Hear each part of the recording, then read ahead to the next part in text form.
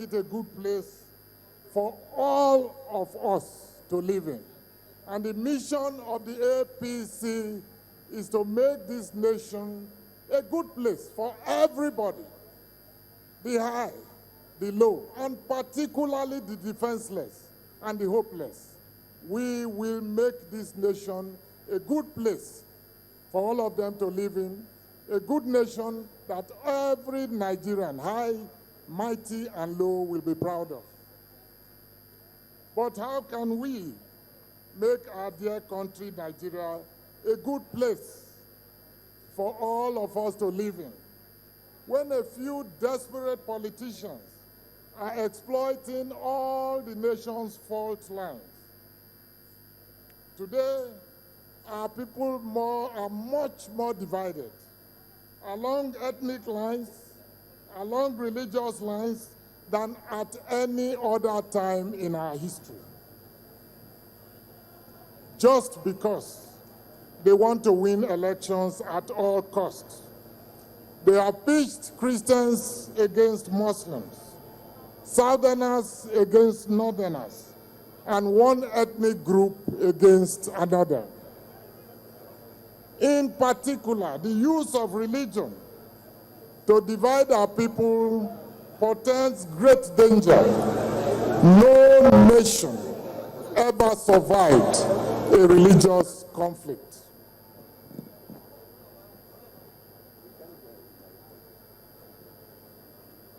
In particular, and as our case, Nigerian case, if the rate at which religion is being exploited continues, will not be different.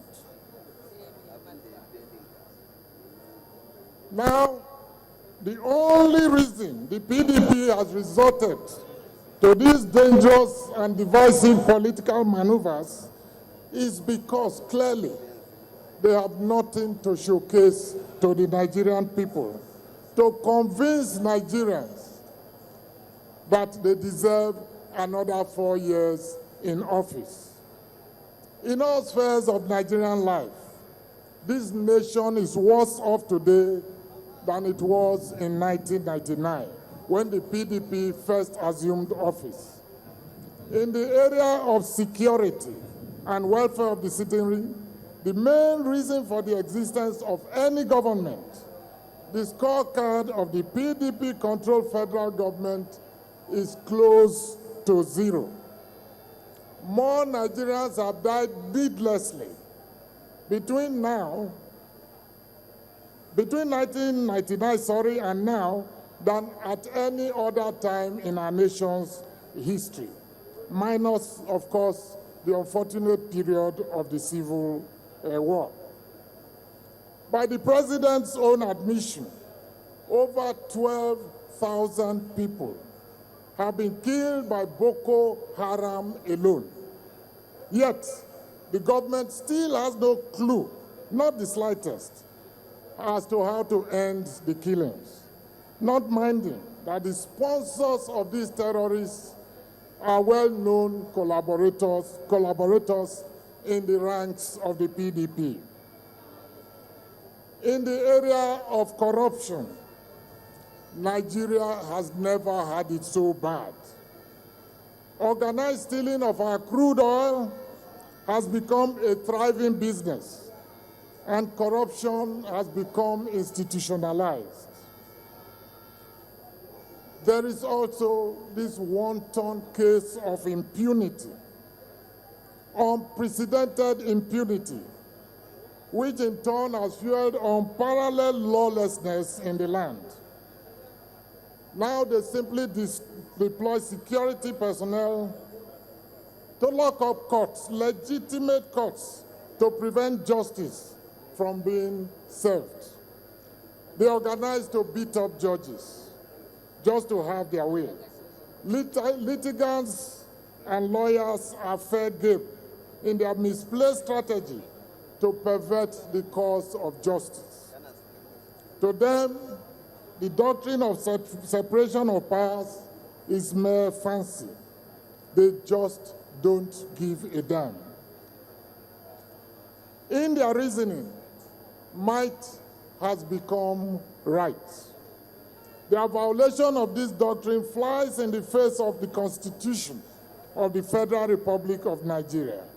This undemocratic encroachment and erosion of the independence of our judiciary portends grave dangers for our nation and constitute a threat to our democracy. But they still don't give a damn.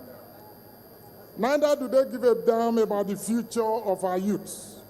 In December 2013, the National Bureau of Statistics, an official agency, said and published that 54% of Nigerian youths were unemployed in 2012.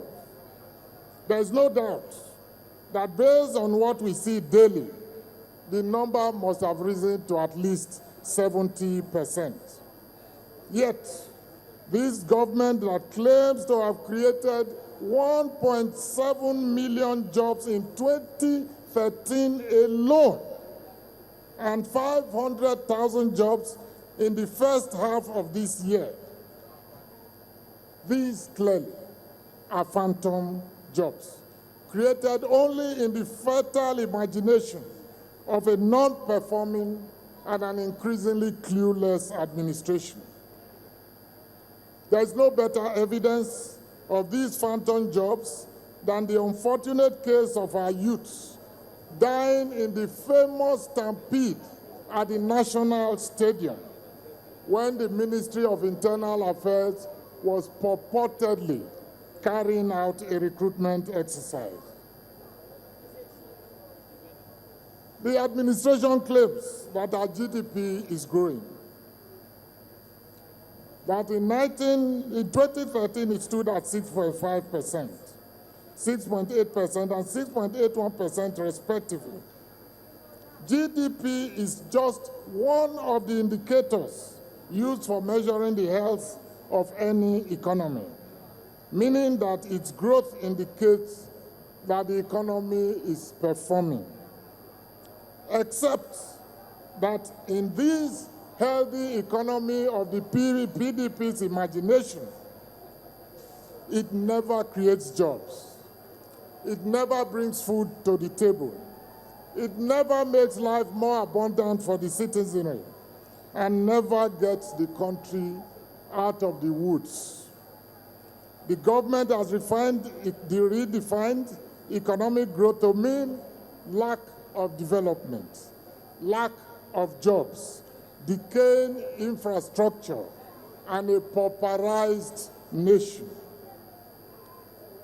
Yet, they still don't give a damn. Now our party, the APC, the Party for a New Nigeria, committed to creating a new Nigeria. We do care. We care about our people. We care about our youths. We care about the elderly. We are ready to restore hope to a traumatized nation. We are programmed to return Nigeria to the path of meaningful growth and development. We are programmed to create jobs. We are programmed to modernize infrastructure and to make life more abundant for our people. I think the evidence about this is replete in all our states. All our states, beginning from Lagos, Kano, Rivers, Edo State, and so on and so forth, Oyo State.